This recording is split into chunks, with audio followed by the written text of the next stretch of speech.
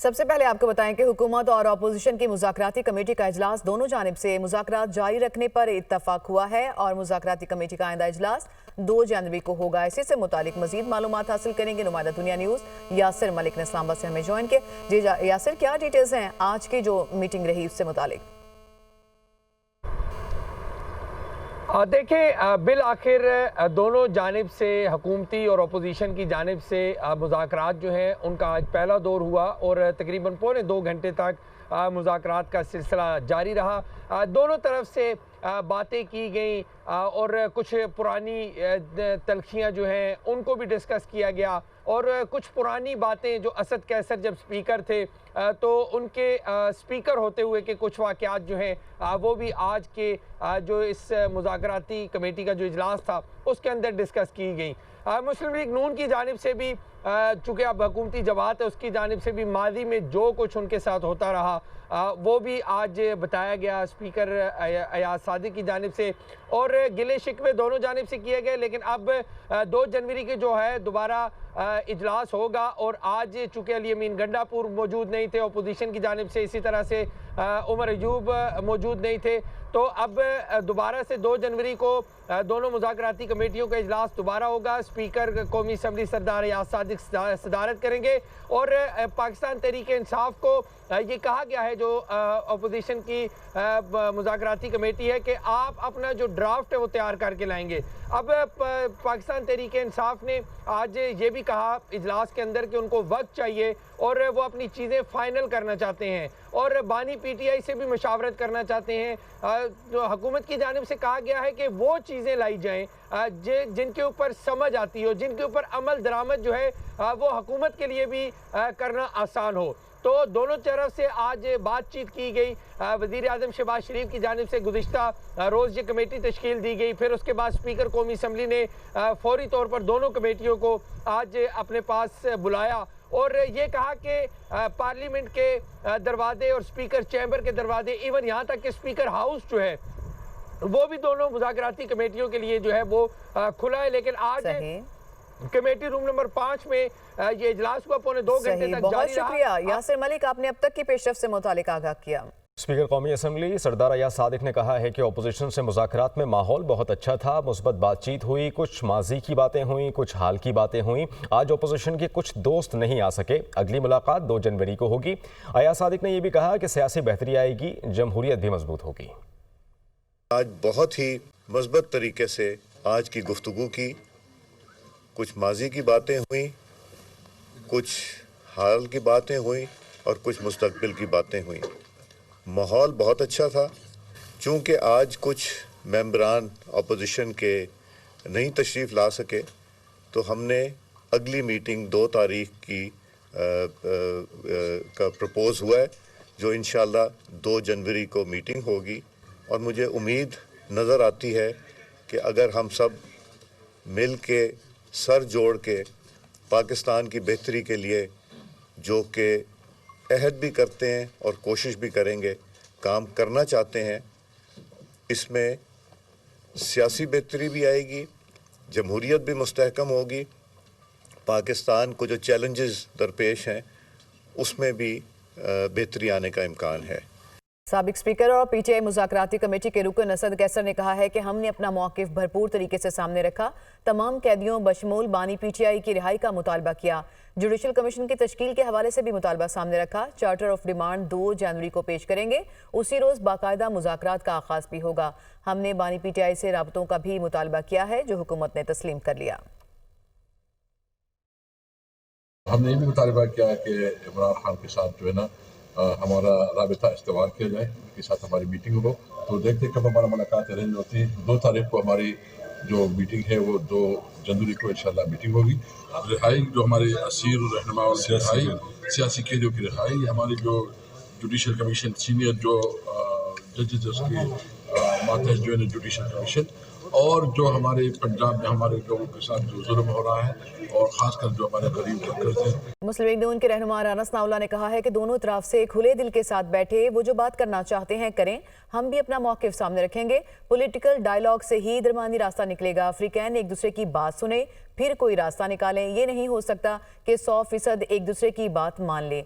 अगर PTI हमें चोर कहती थी तो हम भी बहुत कुछ कहते थे। वो मुज़ाकरात के बाद मीडिया से गुफ्तगू कर रहे थे। मामला ये है कि विद ओपन हार्ट वो भी बैठे हैं, हम भी बैठे हैं, उसके ऊपर जो हमारा मौक़िफ़ होगा वो सामने रखेंगे और उसके बाद ही फिर कोई दरमियान से रास्ता नहीं। पॉलिटिकल डायलॉग जो है वो इसी चीज़ का नाम है कि दोनों अफ्रीकैन जो हैं वो एक खुले दिल से बैठ के एक दूसरे की बात को तसल्ली से सुने और उसके बाद फिर कोई दरमियानी रास्ता निकाले। ये नहीं हो सकता कि कोई 100% हमारी बात को मान लेगा या वो 100% हम दूसरे की बात को मान लेंगे। अगर PTI हमें चोर कहती रही है तो हम भी बड़ा कुछ कहते रहे। आगे बढ़ेंगे। वज़ीर आज़म शहबाज शरीफ ने वफाकी काबीना का इजलास कल तलब कर लिया। वफाकी काबीना मुल्की मजमूई अमन व अमान और माशी सूरत हाल का जायज़ा लेगी। वज़ीर आज़म शहबाज शरीफ ने वफाकी काबीना का इजलास कल तलब कर लिया। वफाकी काबीना मुल्की मजमूई अमन व अमान और माशी सूरत हाल का जायज़ा लेगी। वज़ीर आज़म शहबाज शरीफ आज सदर ममलिकत आसिफ अली ज़रदारी से मुलाकात करेंगे। मुलाकात में मुल्की सियासी और माशी सूरत हाल पर तबादला ख्याल किया जाएगा।